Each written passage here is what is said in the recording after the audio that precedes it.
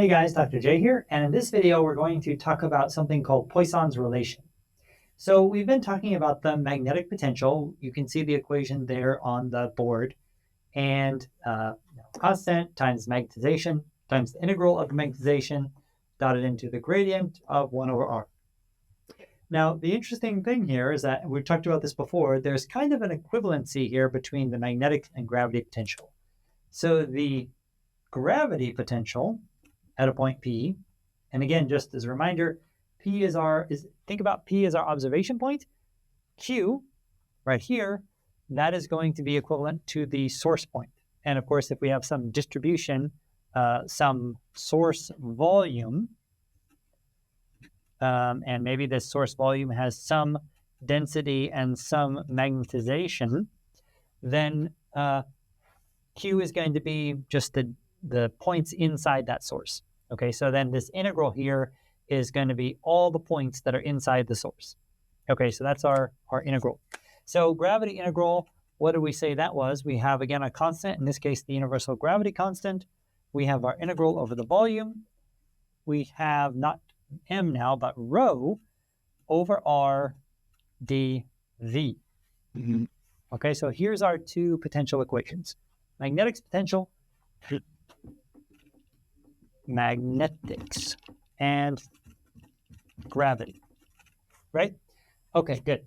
So let's do a little bit of rearranging and let's make some assumptions. Let's first of all assume for a minute that we've got some body which has constant density, just fixed density inside that body. Maybe an asteroid or something that has a very uniform density. And then we've got also a uniform magnetic field. So let's say that both rho is constant throughout the body, and the magnetization is also constant. So we can somehow represent this as a single large dipole, for example. If the density is constant, then we can actually pull the density outside here. Actually, let me do it this way.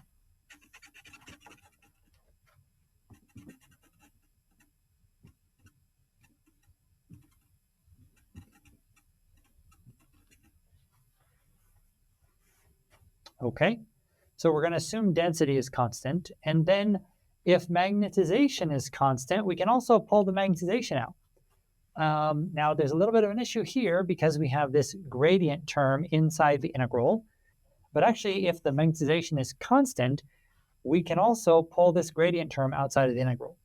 This sort of assumes that everything's well behaved. We're not talking about an infinite volume or something like that.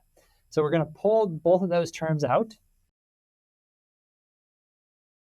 Now, let me be a little careful here. So what have I done?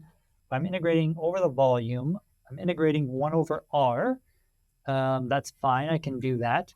And then I'm taking the gradient of that integral with respect to the point P. So I'm no longer thinking about our source point Q because I've pulled out that magnetization term that's constant. And then the only thing left is 1 over r. And I can take the gradient term inside and outside that 1 over r term is well behaved. So I can take the gradient term in and out of that integral in this particular case with no problem. And then that gives me the gradient of this 1 over r term here. And again, that's the integral over the volume. So there's some volume V to our region here. The thing to notice now is that we have the same terms now. We've basically been able to simplify the situation by assuming that our density is constant and the magnetization is constant. So we've made those two assumptions here in our body. And then we've simplified down our gravity and magnetic potentials. Now we have an integral of 1 over r in both cases. And guess what that means? We can actually solve for one in terms of the other. So let's just do that here. So we could take the gravity term, for example, call this ug, I guess.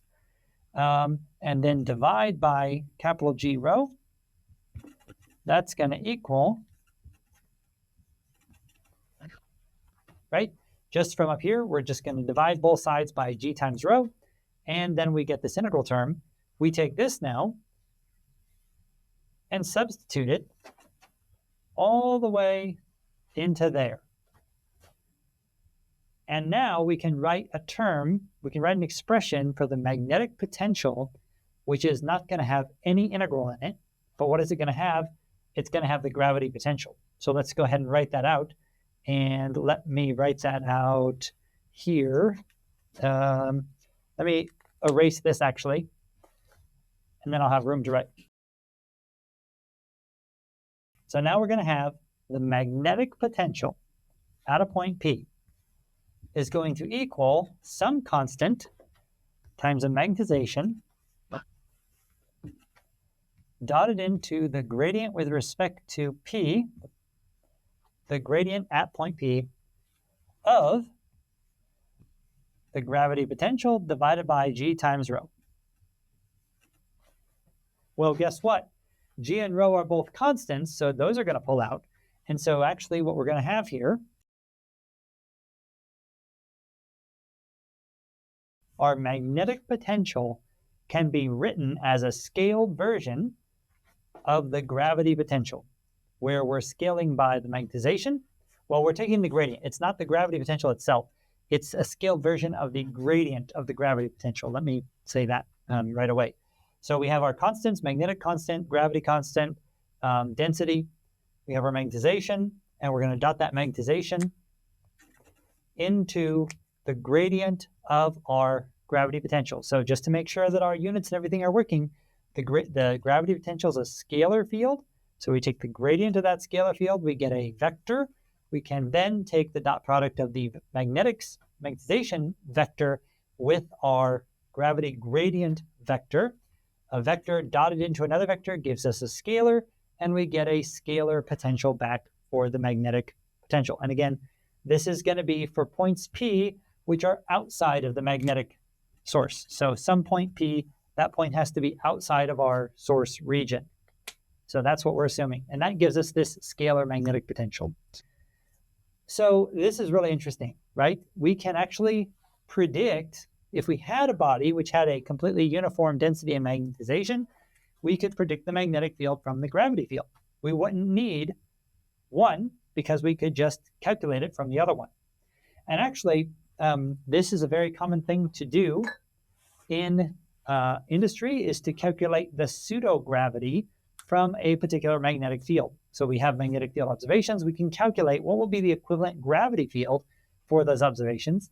We can do the same thing with gravity measurements. We can take a particular gravity field and calculate what would be the equivalent magnetic field from these gravity measurements. And so the book mentions that some people have actually said, well, you don't need both. You only need one or the other because you can always calculate one from the other.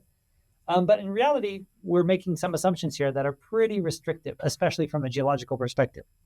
We're assuming for this particular medium that the density and the magnetization are both constant and not changing with respect to each other. So one of those assumptions we can relax a little bit. We can model a system as composed of several units which each have their own density and their own magnetization. So for example, maybe we assume we have a layered Earth model. And each layer has its own density and its own magnetization. It turns out that this correspondence works even in that kind of a case. The problem is in reality, probably the magnetization is not constant compared to the density. So even if you had a rock which had constant density, for example, a layer of rock of the same type of rock, the density is just about constant. Maybe it's very uniform. The magnetization in that layer of rock may not be very uniform because of the way different minerals are oriented, right? We've already talked about the fact that these dipoles may not be, even in a magnetic media, the little magnetic dipoles may not be exactly aligned with each other. And so then you end up with equivalent volume currents. And so the magnetic field induced by this geologic material could be changing in space.